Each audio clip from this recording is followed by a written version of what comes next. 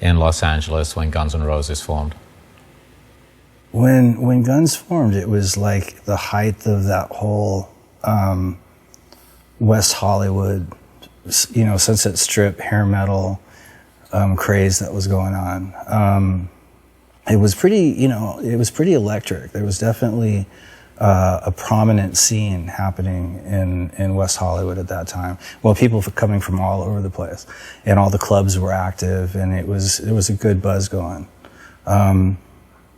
I didn't necessarily always agree with everything that was going on in music in LA at the time, but at least there was something tangible. There was a thing in the air where people were really going for something. It was an exciting time, I think, from I wasn't here, but from what I'm told. Looking back on it, because at this, as we speak, there's not really any kind of a real scene going on in LA, so it's sort of flat.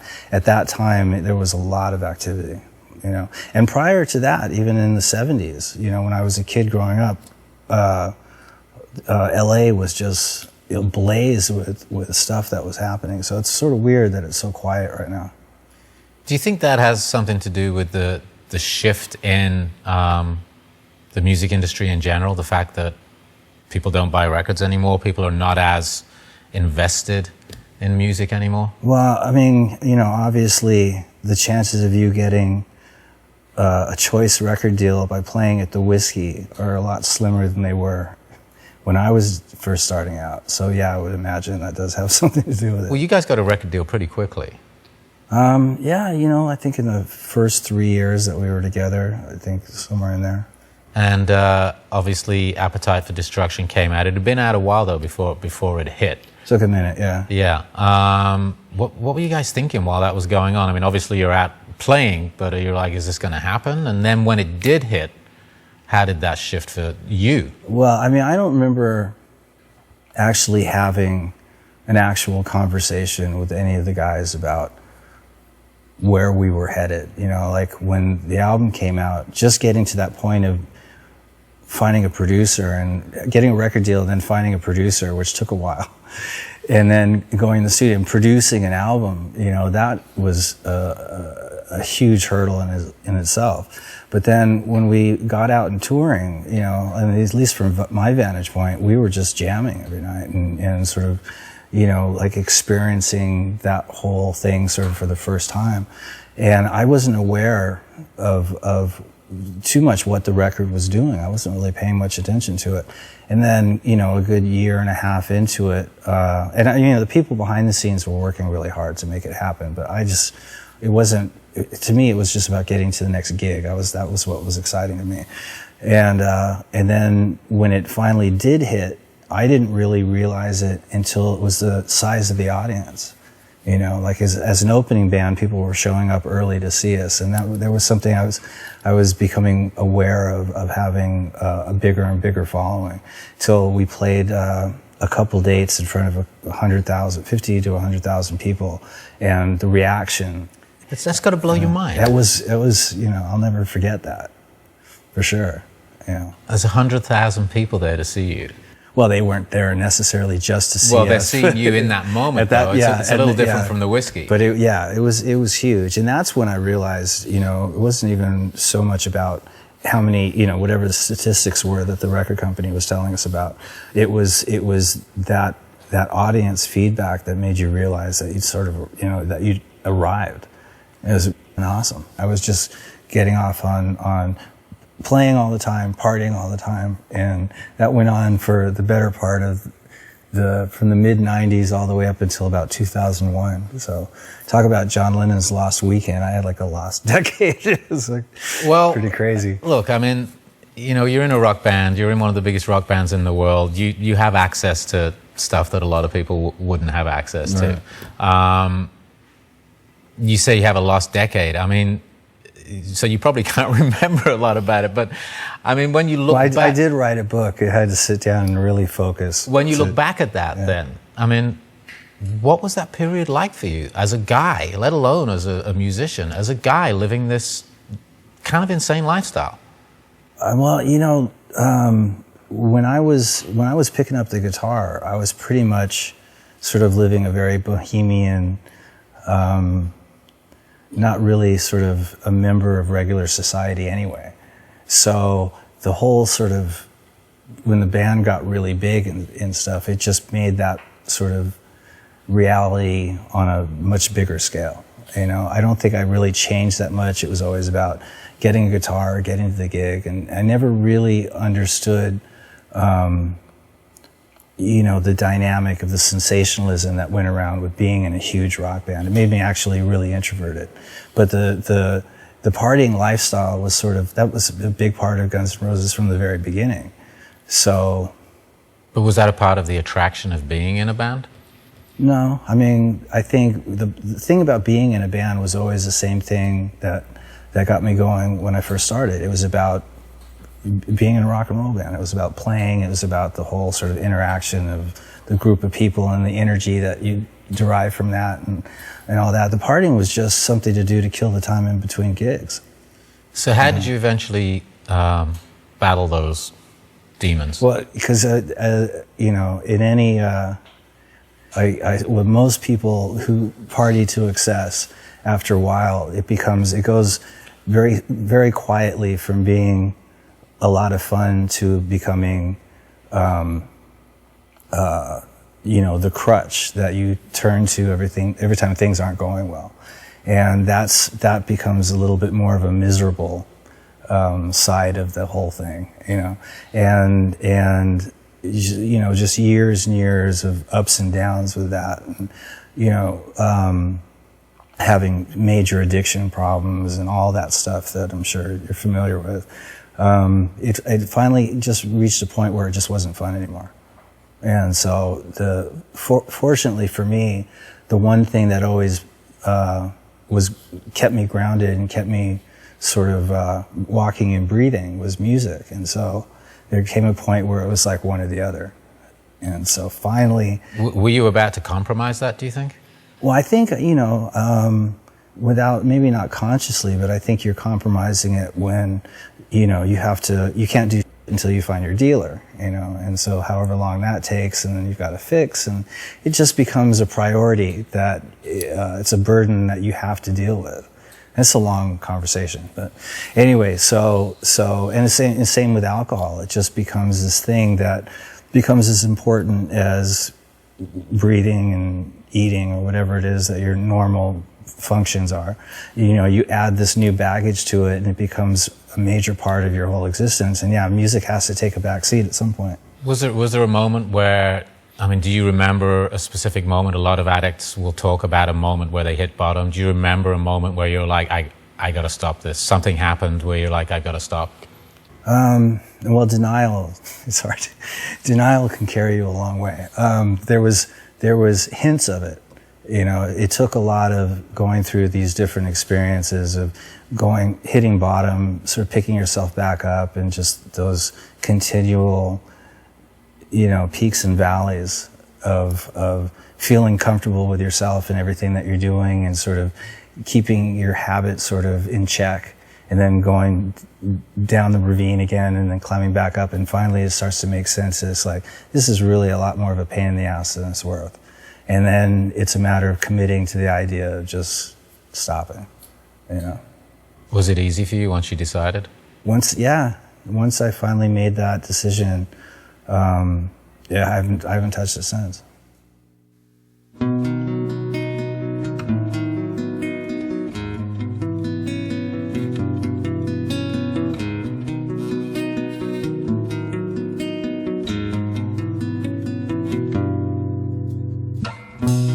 Across the long last great divide, a distant longing never dies. And all the pain of a dream that was never known never fades, no.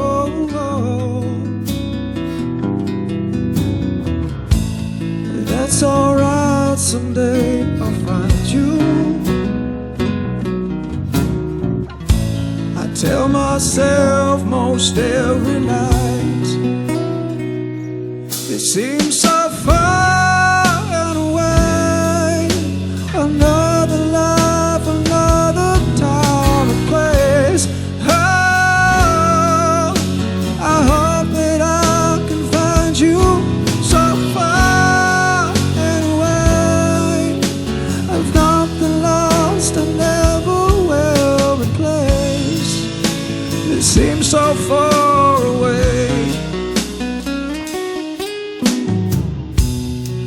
love I'll never come to see.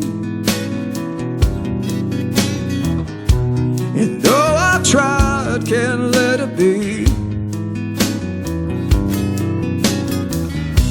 My God, it aches for the longing, it only grows every day. I only bleed when I'm all alone. It's saying time you live tomorrow,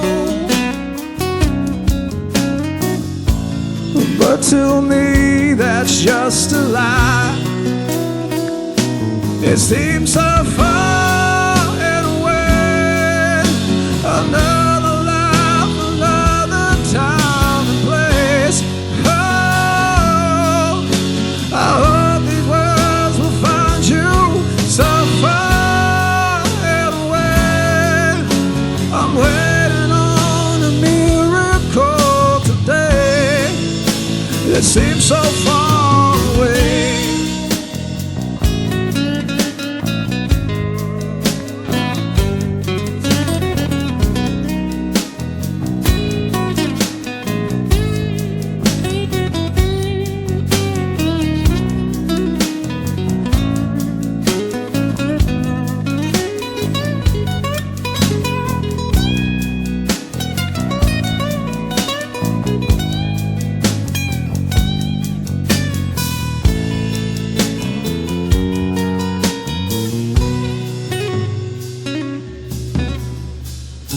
So if you hear this last refrain, I hope you know that I still wait. I can't let go. All I need is a miracle here today. All I need is a miracle. Oh, whoa, yeah. It seems so far and away. Another life, another time and place. Oh, I hope these words can find you so far and away. It's something lost and never will replace. Oh, I'm begging for a miracle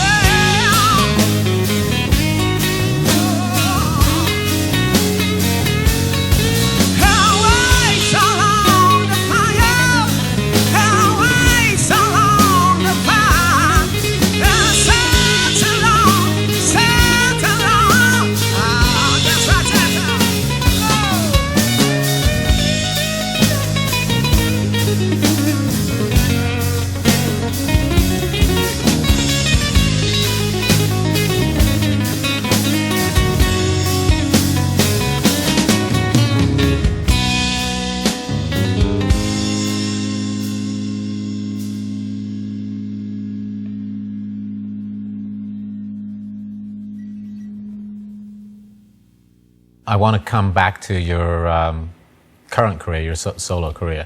You're independent now. You're an independent artist now. You've gone through the... well, there's something ironic about that, don't you think? You've gone through the major label system and everything's changed, obviously, over there. How does it feel to, I guess, be in total control? Well, I mean, like when I did my last solo, I mean, it was really my first real solo record because it didn't involve, you know, I'm always been somebody to get a bunch of guys together and just have a band. You know, it's just the way I was raised into this, or the way I got into it. And so this was the first time where I had just myself, you know, to sort of like, okay, I want to make this record and I've got to get these people together, and then I had the idea of having all the singers, so I had to get a bass player and a drummer and then get all these singers together because I wanted to have people play on my record as opposed to me playing on everybody else's. That was the basic gist of it. And so that was really a liberating experience, just having, just doing whatever it was that I wanted to do without anybody looking over my shoulder, without having to answer to anybody. But by the time it was done, it was a hugely satisfying feeling. And then, you know, I've never been able to, the concept of making a record without doing a tour it's inconceivable. So as soon as the record was done, I started putting ideas together to get a band to go on the road with. And in the process of doing that, Myles Kennedy, who was one of the guys who sang on the record, he and I developed a great relationship. And then I met Brent Fitz in Las Vegas one night, and he introduced me to Todd Kearns, and so this was going to be the touring band, and it turned into a really great band. So once again, here I am in a band again. You know? If there was a song that would encapsulate what Slash is all about, what would it be? That's the toughest question in the world. Street Fighting Man from the Stones. It's a great one. I mean, I could sit here for days and. Well, you picked a great one. Why? Because that's a song that sort of encompasses what it's all about to me, you know.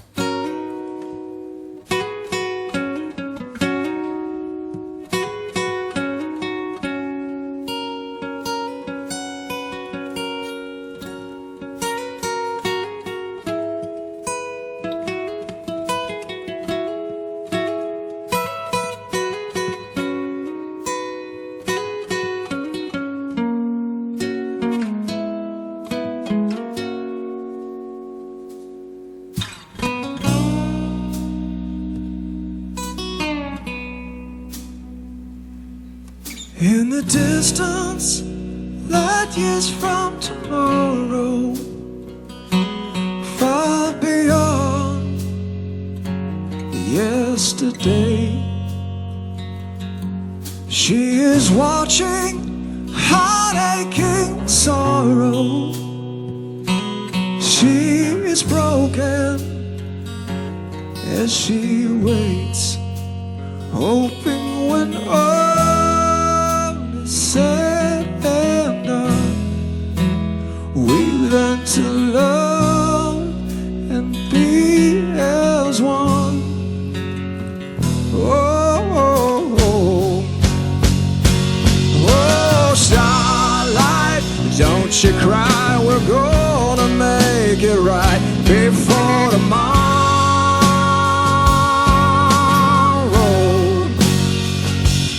Oh, starlight, don't you cry, we're gonna find a place where we belong, where we belong. And so you know, you'll never shine alone. There are shadows steep in the horizon that leave us scared and so afraid of the fallout of a world divided. It brings her tears, oh, and so much pain. So we take her from the dark, hoping to find where we can start. Oh, starlight, don't you cry, we're gonna make it right before tomorrow.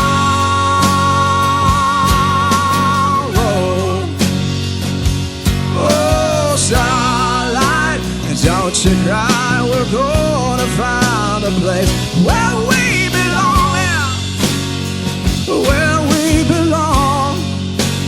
And so you know, you'll never shine alone. Starlight will find the place where we belong, where we belong. And you will see as the mountains fall into dust that there's one thing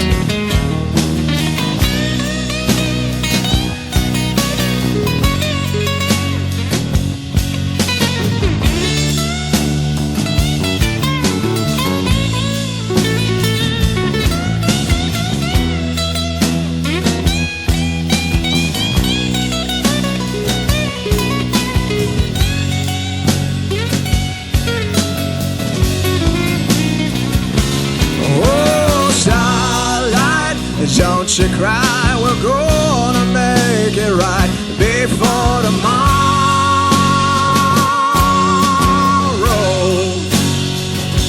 Oh, starlight, don't you cry, we're gonna find a place where we belong, where we belong.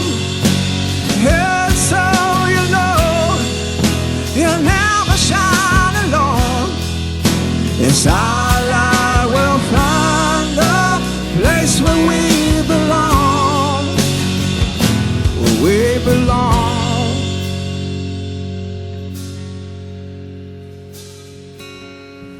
She is watching, heartache, sorrow. She is broken as she waits.